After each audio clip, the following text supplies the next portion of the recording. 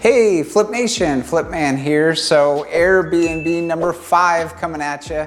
This is called our Central Phoenix penthouse. Check it out. It came completely renovated. So had a great realtor on the deal. Shout out to Jenna. All new cabinets, new countertops, new appliances came with the package. And the best part, guys, we only paid $117,000. So 2 bedroom, 2 bath, close on it in about a week and a half. And then we'll come in right away. We started ordering decor and everything, so it'll be a couple weeks. So we're ideally gonna launch this by April 15th, I'd say at the latest. So this area in here is kind of the formal hangout room, living room area. It's got the big windows, and we're just gonna throw some rugs down there, some big screen TV. And then it has 2 bedrooms. This is one of the bedrooms where we'll put a king bed in. It's got the mirrors already, and we're going with the gold on this one since it's Central Phoenix. So we're going with the golds and blacks. Got the new vanity, has the new tub in there. So I think you guys will like it.